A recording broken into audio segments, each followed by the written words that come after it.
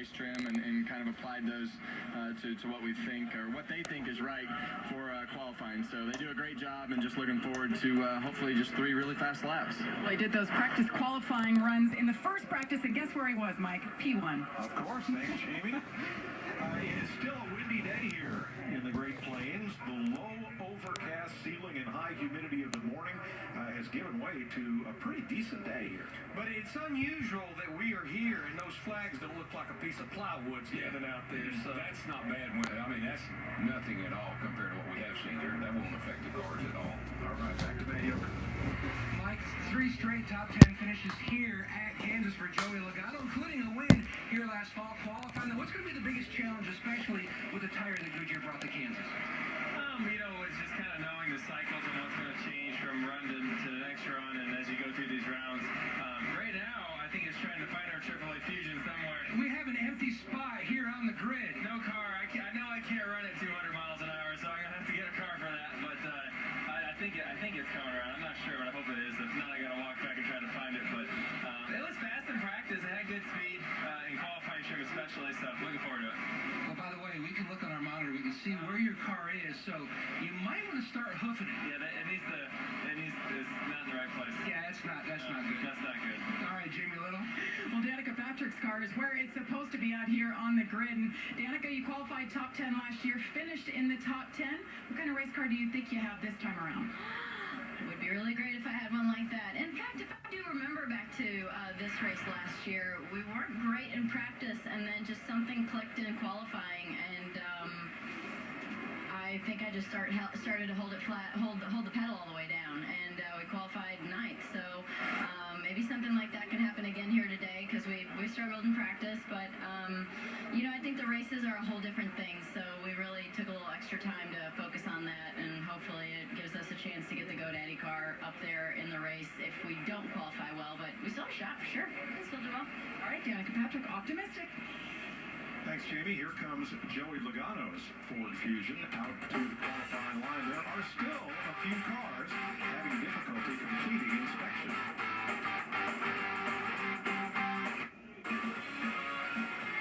Joey Logano's car once again having cleared pre-qualifying inspection, being pushed into its position from the random draw. That's how they line up along the pit lane. And we get started. We're back to knockout qualifying after rapid-fire qualifying at Talladega. So, how fast are you going to go? Well, that's what the drivers were talking about. I think they were asking each other, do you think you can run the third turn wide open? Oh, I think you can. I think you can. I'm not sure I can. I think you can. You think you can? I don't know. That's going to be, I think we may redefine what wide open is, because even when you squeeze out a little bit, it still feels like wide open. Not a lot of banking here. And I've heard some of the drivers say that you get a real sensation of speed here, maybe more than anywhere we go, because it is low banking and it's just high speeds. Not true.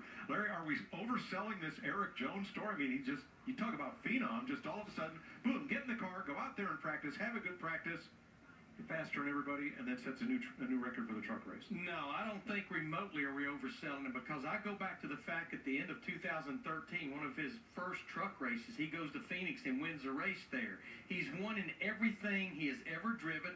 How this all came about, the biggest late model race of the year. He won it 2 years in a row, the Snowball Derby in Pensacola. And 1 year, it was beating Kyle Busch. That's how this all came to fruition. But every time we think we're going to throw that young man something that he can't handle, he goes out and proves us wrong. Every now and then, somebody extraordinary comes along. It might be Jordan Spieth in the PGA. And it might be Eric Jones here. I think he is a superstar of the future. Well, 23 years ago, it was Jeff Gordon. Back to Matt Yoakum. Dale Jr. doesn't have a win yet at Kansas, but he does have a pole. How close are you to flat-footing it around this Kansas Speedway? I don't really even know. I don't really pay attention to how much throttle we have in the car or in the corner, but I feel like I'm getting all the way out of gas. I know a couple other guys have a style, Harvick especially, where they don't really lift all the way, but I think we'll definitely be running more throttle on this qualifying session than we've ran all day for sure. 13 career poles. He chases number 14 today. And it's the home track for Clint Boyer, who's looking for his first win here. And you seem pretty happy in final practice overall. What's the key to a fast lap around your favorite track, Clint?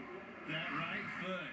and the left one. And this is why. You got to keep the left one off the brake and the right one on the gas. And I'm telling you what, as fast as we're going around here, you sail that baby off into turn one, you're thinking, I got to do it, I got to do it. To run that lap, you got to commit. You know what I mean? There's absolutely no question and no confidence break there. You've got to be committed on the gas and hold it down and rip on that wheel. And if it goes left, you're going to be fast. You got to be brave, it sounds like, Mike. I think he expressed it very well. You don't want to go right, that's for darn sure. What was that line from the movie Mama? I want to go fast.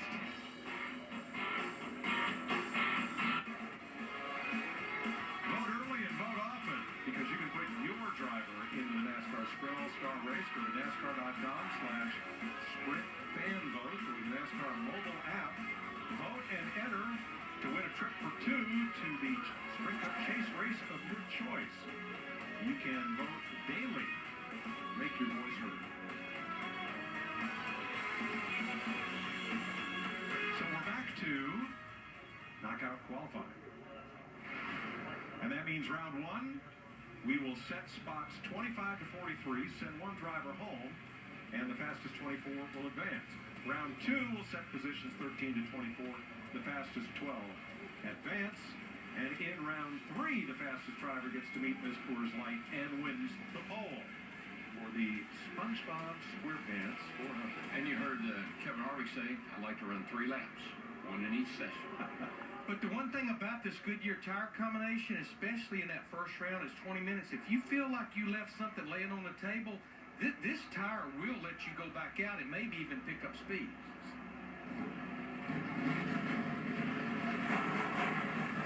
Run as many or as few laps as you like beginning right now.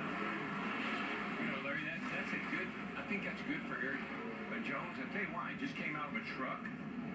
Holy cow, what a mess. A bit of a traffic jam we haven't seen for a while. Now, if you pull over to the right of your screen on that, you got to pull down on that white line, and you can sit there as long as you want. But if you're in this outside line over here, you've got to keep going. Now, this we've not seen before.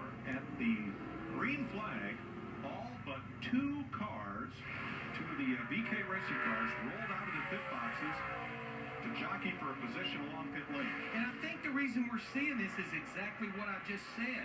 If you make a run here and you don't feel like it's good enough, you have time to come back in, get the water cooled down, and go back out there. That's why I say Eric Jones is good for him, because he just got out of a truck. Maybe he goes out and doesn't have the right feel on the first lap. If he doesn't like it, he can come in and think about it and go back out and do it again. Brett Moffitt now driving the 34. Jeff Burton in the 26. The rookie had some good fast laps in practice. Surely did. Yeah, he was right around a 29 flat. I think he ended up in a 28.80 something. So, yeah, he had some good laps.